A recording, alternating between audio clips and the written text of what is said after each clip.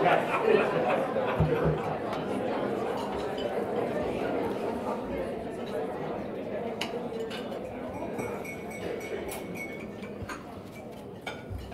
hope everyone had a lovely lunch. Ladies and gentlemen, please join me in welcoming our webcast viewers joining us through the back of the room.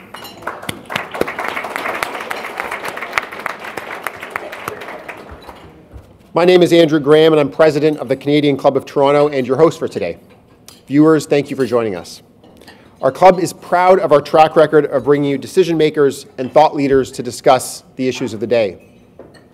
I often like to talk about how a few years ago I think there was fear amongst clubs like the Canadian Club about what the internet would mean for people getting together over lunch hour to enjoy conversation and hear a speaker at length. Because I think there was a fear that maybe we wouldn't have that anymore. It would be all 140 characters or 280 characters.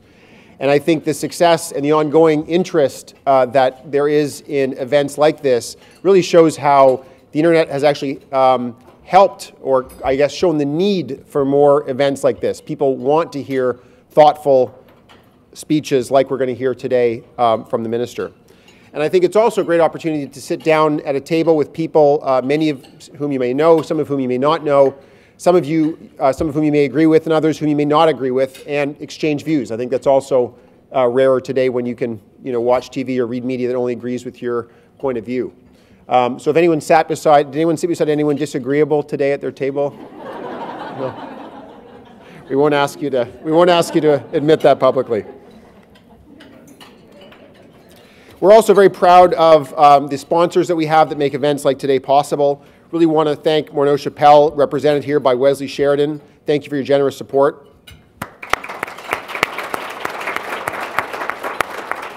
And I'd also like to welcome the youth and young leaders joining us today from Civic Action. Do you want to identify yourselves? Over there.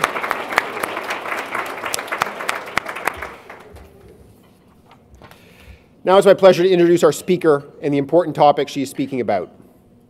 Human trafficking. It's often called modern-day slavery, and Ontario is a focal point for it in Canada. According to the Ministry of Children, Community and Social Services, 2/3 of reported cases happen in our province. The victims are largely women and children. Today's guest speaker wants to put an end to this predatory and criminal behavior.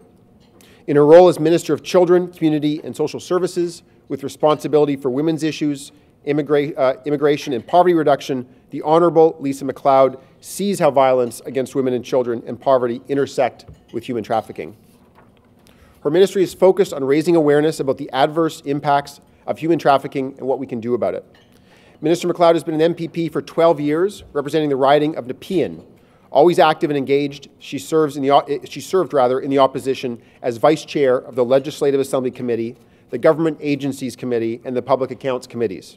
She was a vocal critic in major portfolios, including Finance, Treasury Board, and Education. Minister MacLeod was instrumental in obtaining support for initiatives that include making Queen's Park family-friendly. We heard a bit about that at lunch when, just at the, I guess, in the early part of your tenure as an MPP, she led a cross-party motion to change the sitting hours of Queen's Park to make it much more friendly to mothers and fathers, which is, I think, a terrific initiative. She's a Nova Scotian native and has been recognized for her political work. She was awarded the 2018 Eve Award for her efforts to advance women in politics. You might say that she's something of a celebrity as well in the Ottawa region. She was named top 25 in the capital as well as top 50 in the capital. Minister MacLeod, I'm pleased to pass the Canadian Club of Toronto's podium over to you.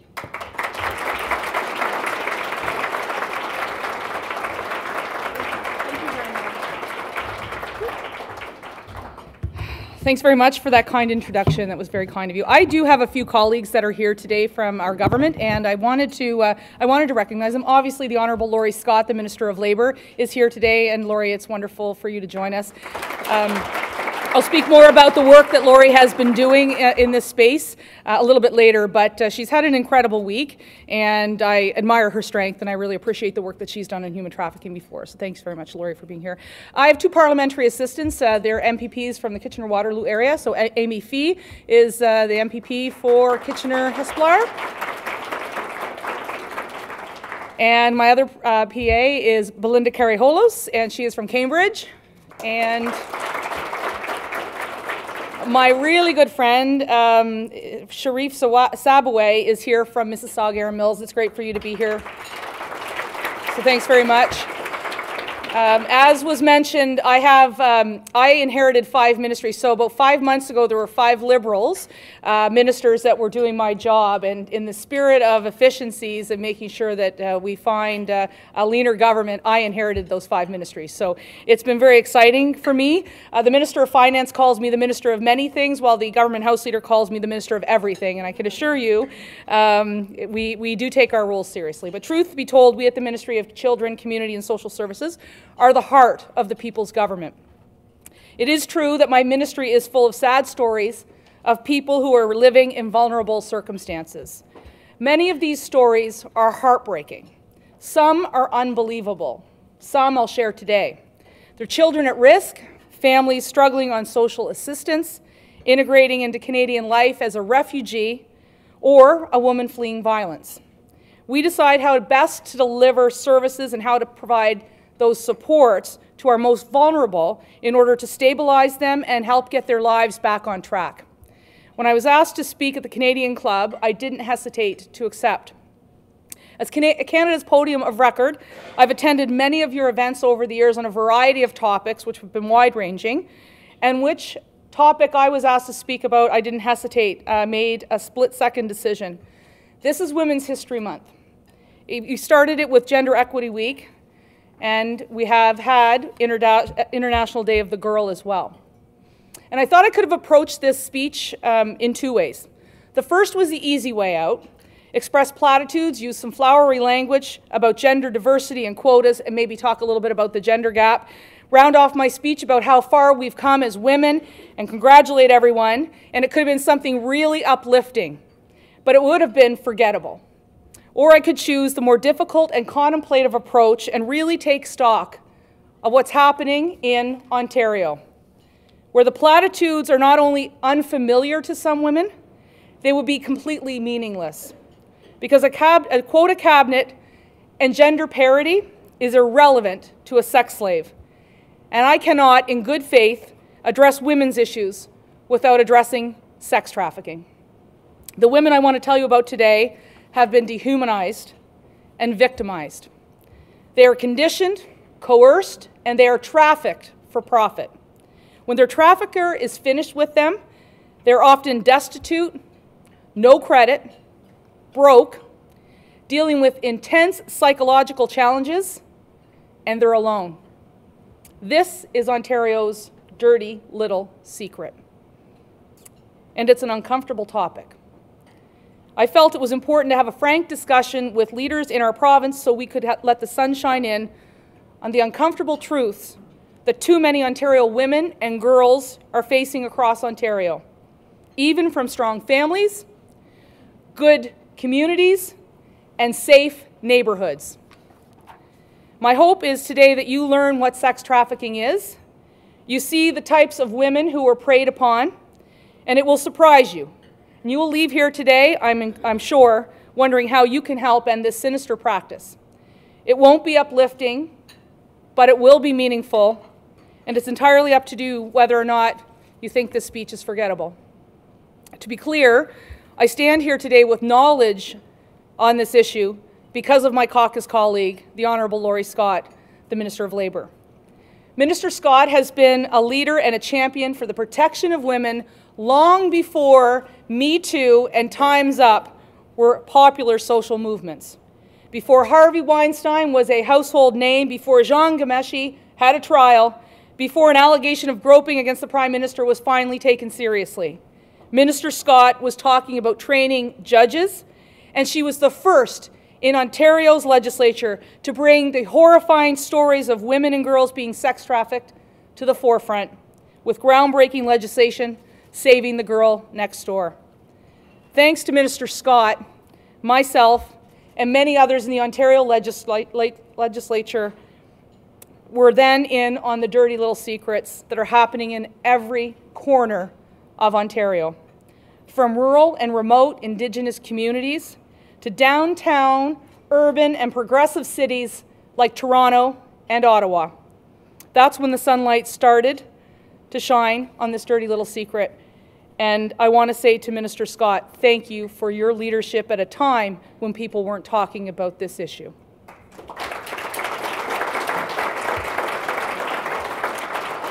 As Ontario's new Women's Minister, I plan on building on her work and expanding our reach so we can open the curtain for all to see. And that's why I'm here. We will not achieve gender equality in our province or in this country if we continue to turn a blind eye to this dirty little secret of sexual abuse and violence against women, which are happening right now with little girls as early as age 11. I have to ask you, if she is not equal, are any of us? This is much more serious than a hashtag. Again, while Me Too and Time's Up are important social movements that have shed light on horrible circumstances that women have faced, sex trafficking is taking place right now in this city throughout Ontario. It's organized, it's covert, and it's extremely profitable for violent criminals. It must be stopped. It could be any girl or woman who is sex trafficked. It could be your daughter. It could be the police officer's daughter in your neighborhood. It could be your children's teacher's daughter. The dangerous criminals who are preying on these vulnerable girls are undiscriminating, and I'll share some of their stories. But before that, I want you to consider this. In the recent coroner's report, sex trafficking of young girls was highlighted in their profiles after they died by suicide. These were girls in the care of the Crown.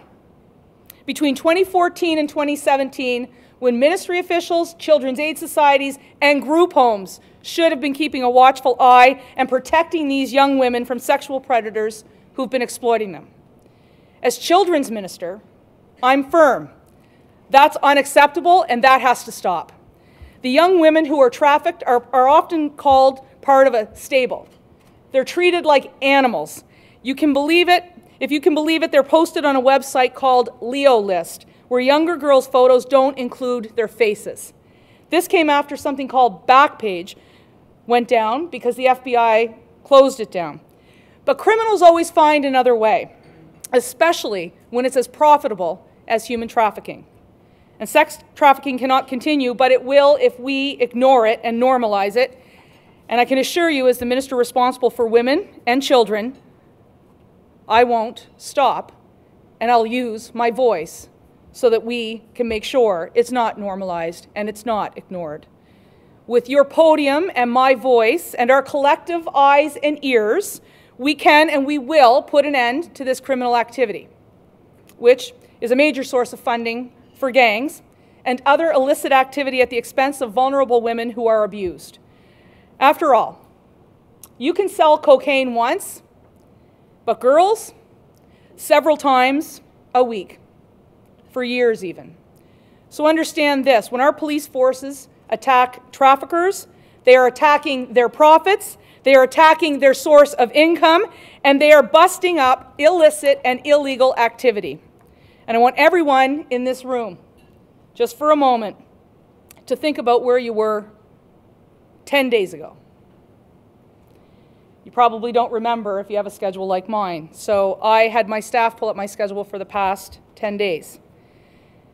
10 days ago, I was preparing for a trip to the Yukon. Over those 10 days, I spoke to other provincial ministers about this very issue. I came home, I hugged my family, got over my jet lag, came back to Queen's Park, had a cabinet meeting, 2 caucus meetings, and a social policy meeting, and I've arrived here. But for Mackenzie, 10 days was all it took. From hanging out with her friend, who lured her as a young teenager to a party, to being coerced, drugged, sold around within a gang, and raped so badly that she had to wear a diaper for weeks after escaping, and she couldn't walk without shuffling. Thankfully, Mackenzie got out. She helped police with a composite sketch of her traffickers, and they were able to prosecute 3 convictions because she had the courage to testify. 10 days, that's all it took. Second person I want to talk to you about is Stacy. Stacy's 15. Stacy's from Barrhaven. For those of you who don't know where Barrhaven is, that's in my constituency of Nepean in the nation's capital. Stacy comes from a loving hockey family. And I want to make this point because I want to highlight that this could be any child. Barrhaven is one of the wealthiest communities in all of Canada, with one of the highest numbers of post-secondary graduates in the entire country. Stacy had more followers than me on social media, and she posted a lot of selfies, as teenagers do. Stacy would share every disagreement she had with her parents on social media. And there was a man behind the computer.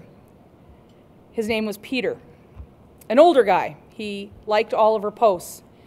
And then he started direct messaging Stacy, and she would build a relationship with him. He eventually took her to our local shopping center at Bayshore and bought her an expensive purse. Stacy felt valued and loved after she had had an argument with Mom and Dad. He groomed her. She thought Peter was her boyfriend. Then he coerced her. She was raped several times by several men in her apartment, and then she was forced to go to work. Stacy was sex trafficked from a wealthy community and a good, caring family at the age of 15 in our nation's capital, because Peter lured her and then manipulated her and promised her something that he was never intending to deliver. And then there's Heather. She also came from an affluent neighborhood in the city of Ottawa and was just about to start college when she met her bad boy boyfriend. What Heather couldn't know was that her boyfriend was involved in illicit activity. He'd be arrested on weapons charges, and when that happened, he and his friends stole her identity, ruined her credit, and then forced her into sex trafficking to pay their bills. She was first groomed by her boyfriend, and feeling trapped, ended up being coerced into trafficking. She was often drugged, and she was forced into the sex trade for 12 hours a day and 7 days a week. Her family and her entire social network cast her aside as a druggie. They had no understanding that Heather was dehumanized and sold repeatedly as a sex slave and turned to drugs to calm her anxiety. That was until she ran into a friend who was a social worker and knew that she was showing all the signs as quote unquote being textbook human trafficked. My friend and constituent, Cynthia Bland, herself a survivor and the founder of Voice Found, has been instrumental in helping these women and sharing their stories with me so I could in turn pass them on to all of you. Although she couldn't be here today, I'd like to take a moment to recognize her and other survivors who are working in this space with lived experience for their strength and perseverance. Not only in surviving the horror that is sex trafficking, but also for the courage to speak out and talk about their lived experience. While Cynthia's experience and knowledge has helped guide my work over the past 3 months, along with Minister Scott's, so too has Jolene McNeil. Jolene is a detective constable within the Durham Regional Police Sex Trafficking Unit. Jolene was also my best friend in high school. And this summer, at our 25-year high school reunion in New Glasgow, Nova Scotia, we reconnected and had hours-long conversation about what she's seen on the front lines of law enforcement. So I want to say to Jolene, who's here today with one of her detectives at the Durham Regional Police, and to all of our men and women and all of our police forces who are on the front lines of combating sex trafficking, thank you.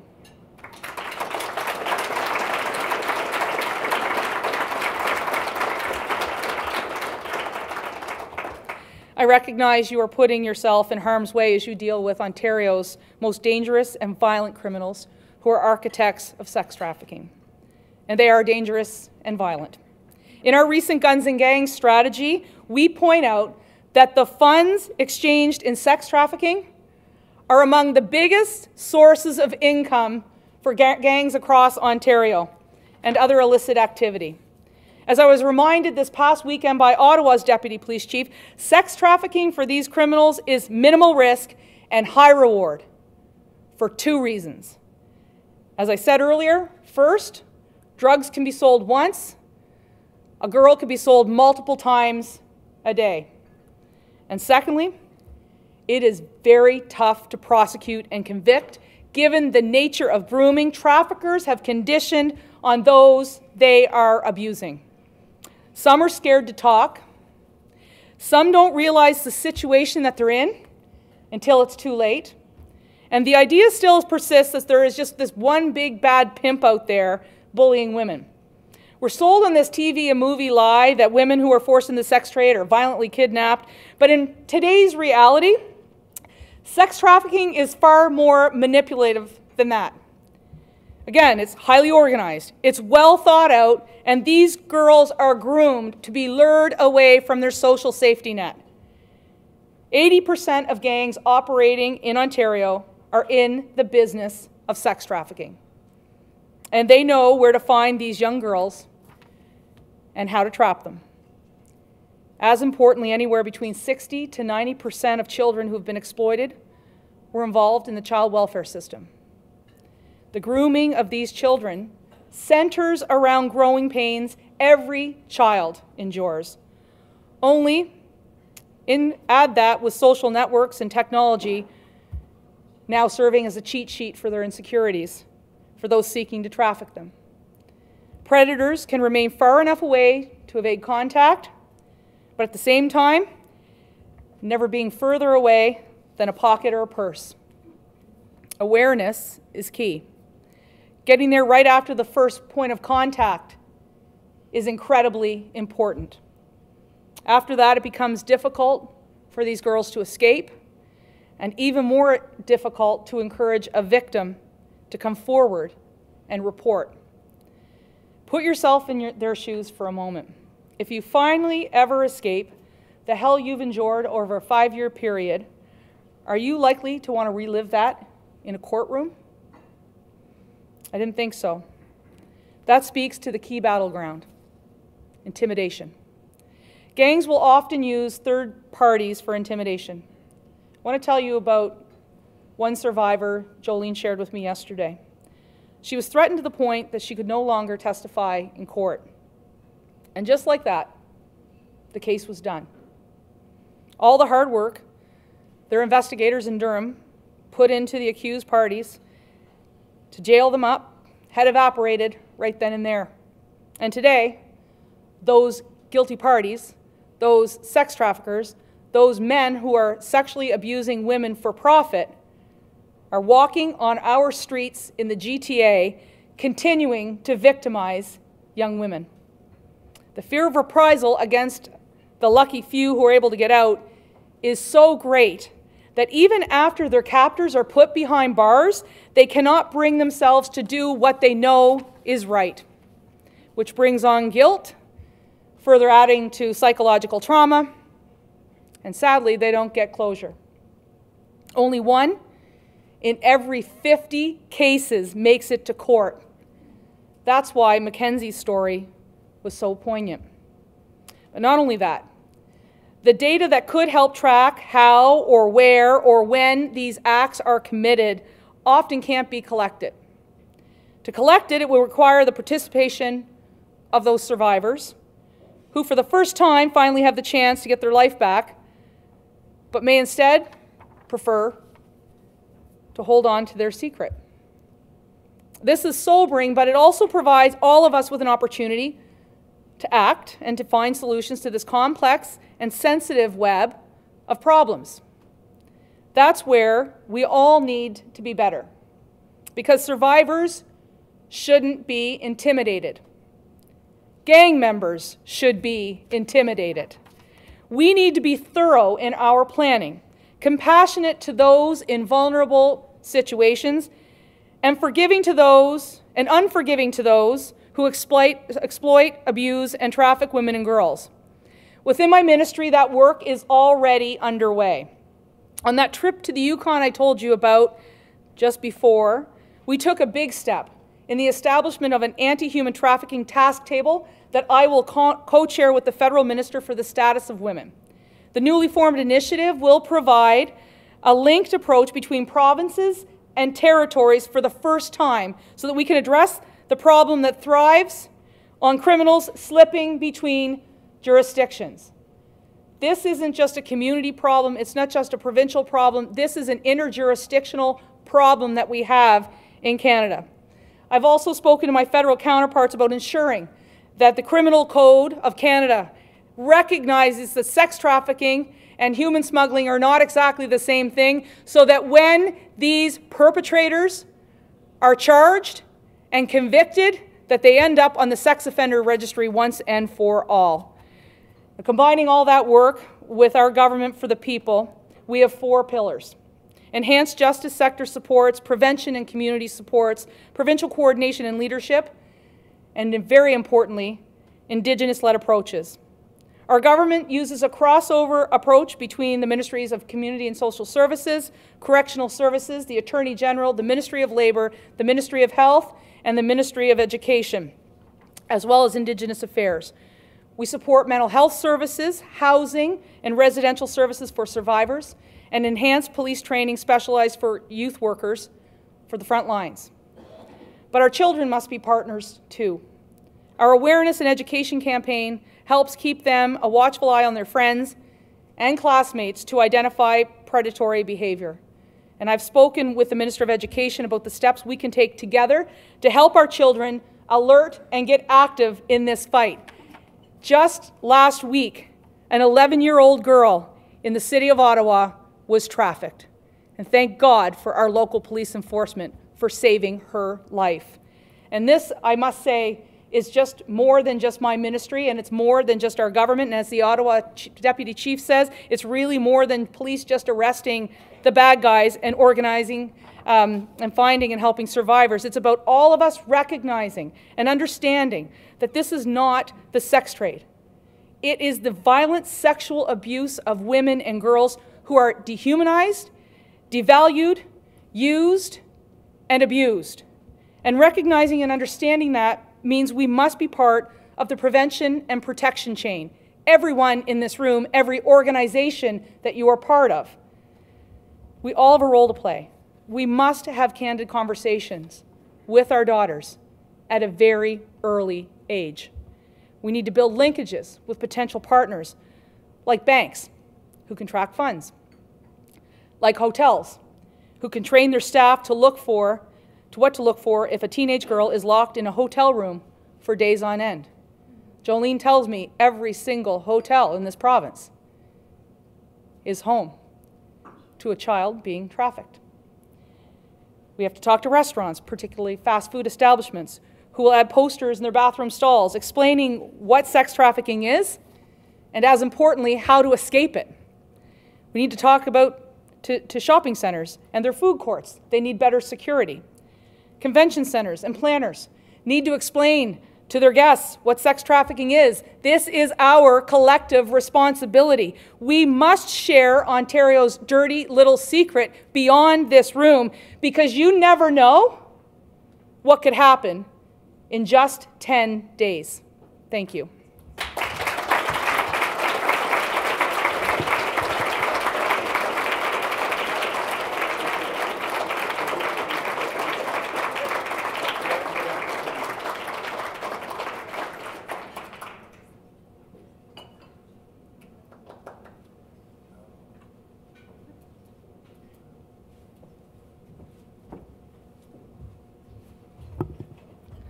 Minister, thanks so much for that, and we'll do a proper thank you in just a minute, but we do have a few questions for the audience, so I'd love to put to you. Can I do what I do in question period, just not answer the question? What do Ontarians need to know to keep themselves safe from human trafficking? And maybe if I can alter it a little bit in a selfish way, what do parents need to do to keep their kids safe? You know what, I give you the example of, well, there are 2 girls that I talked about today. One was 11, one was 15. Coming from the nation's capital, I would assume all of you would think the nation's capital is safe. We a very wealthy community. The fact of the matter is they're going after girls that are that young. And it's criminal, it's child abuse, and we need to have a conversation with our girls early. And they have to understand when they're posting on social media that there's always going to be somebody looking for their vulnerability to prey on them, to lure them away, to groom them, and then coerce them. And, you know, girls at that age, I think, you know, those vulnerabilities are exploited. So we have to have a very serious conversation with our daughters. And if it's not them being trafficked, we have to make sure that they understand it's happening so that one of their friends who might be vulnerable isn't. I'll give you this example. My daughter is 13, and I was talking about Cynthia Bland and me going for a meeting while we were at lunch, and I was leaving, and I was talking about, I used the term in front of her, human trafficking, and she said, we had a presentation about that at school. I thought, that's great, that's fantastic. And she said, me and my friend Ariella wanted to raise money so we could buy back the girls. And so I think, we have to, awareness is key. As I'm told by policing, as well as those in the field with lived experience, as survivors, that right now, we're only right now helping the victims that have come forward. We're not doing enough on the prevention piece. And the prevention piece should be done in many ways with the help of the government, the aid of the government, but also we have to take personal responsibility as adults in recognizing that this is a serious issue of child abuse, and that we have a duty to report it, we have a duty to talk about it, and we have a duty to support those who are doing this important work in the field, whether that's our police forces or it's those who are helping survivors. So just don't ignore what I said today, and then you'll be fine. What are your hopes for the future when it comes to Canada and the fight against human trafficking? I think, having spoken at the Yukon last week at the federal, provincial, territorial meeting, I was actually making a presentation on women's economic empowerment. But I did finish and ad-libbed, as my deputy will tell you, I ad-libbed a little bit about human trafficking, because I think we can have all these conversations as women in politics or women in business, but if we're neglecting the fact that there's so many women who are being dehumanized and treated as sex slaves, then we're really not advancing further. So I was able to have that conversation, and we did walk away with a task table. Getting provincial, territorial, and federal support isn't always easy, particularly when you have different alignments within political parties, but this seemed to be one where people were very interested. And so I think that that's going to be an important step for us. I do know that the justice ministers in Canada are also, and public safety ministers are taking this to heart. So I think having more conversations like we're having here today at the Canadian Club, important. Working within our ministries, within our own government is important, and then making sure that we're looking at that interjurisdictional piece. It's very easy for these traffickers to move these girls, for example, from Windsor up to Kenora into Winnipeg. And so we need to continue to work together. And in fact, I think it was just last night where Peel Region, Ottawa, and Niagara police officers came together and busted up a ring right there just last night. So we have a lot of work to do, and so if you were to ask me this time next year, one, I hope we have a robust report that comes out of our task table.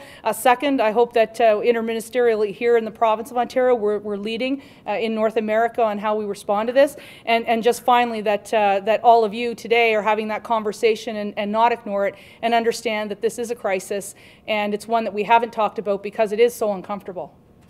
Great, thank you. And one last question, which is, well, maybe more of a wild card. You can take it in direct relation to the subject of your talk today, or go beyond it. What do you think is the biggest challenge facing Ontario right now? I'll let the finance minister talk about that. I think let me just go back and maybe to this topic, because I think the biggest challenge facing this one is actually having survivors talk so that we can get the data and that we can get the prosecutions. Because even if a girl escapes, the perpetrator, the trafficker, is going to find another girl, and he will sell her multiple times a day, multiple times a week, multiple times a year, and that's wrong. And so if I could just leave on this parting note, thank you all very much for coming. I know when you go to listen to a provincial politician, it's usually about the health care of the province, the education of the province, or the finances of the province, or some big legislation, like, for example, labor or something. And I don't think you normally would get up in the morning and think, oh, you know what, I think I'm going to spend an hour and a half listening to horrible crimes that are being committed across the province from a Minister of the Crown. So I want to say thank you to all of you, particularly the Canadian Club, for your leadership and allowing me to have the opportunity to speak in this topic. And hopefully together we can make a difference, and we can have that conversation together, because it's a terrible issue that we're confronted with. Thank you.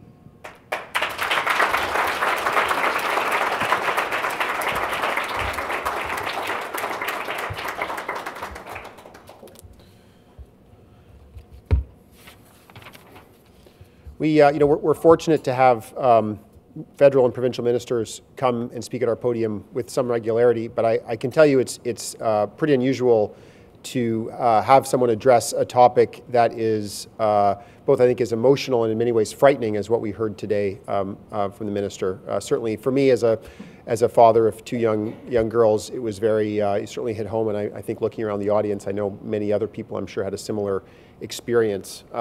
Minister, it's really impressive, I think, to see your personal passion that you bring to this very important issue, and it's exciting that you're now in a position where you can have, I think, even more significant influence on it. So thank you so much for bringing that passion and thoughtfulness and sort of the bias towards action that you've brought today to our podium, and thanks for engaging all of us in this important conversation.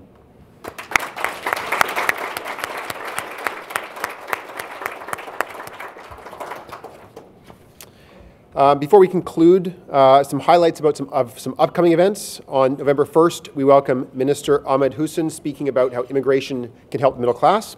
And on Tuesday, November 6th, the country manager for Google will be here. Sabrina Jeremiah will be at our podium, outlining a blueprint for Canadian prosperity in the digital age. I hope you can all attend as well. Finally, I would like to thank Morneau Chappelle once again for supporting today's event, and also MediaEvents.ca, Canada's online event space, and VVC for live streaming today's event. And finally, thank you all for being with us today. We look forward to seeing you again soon. Have a great afternoon. Thank you.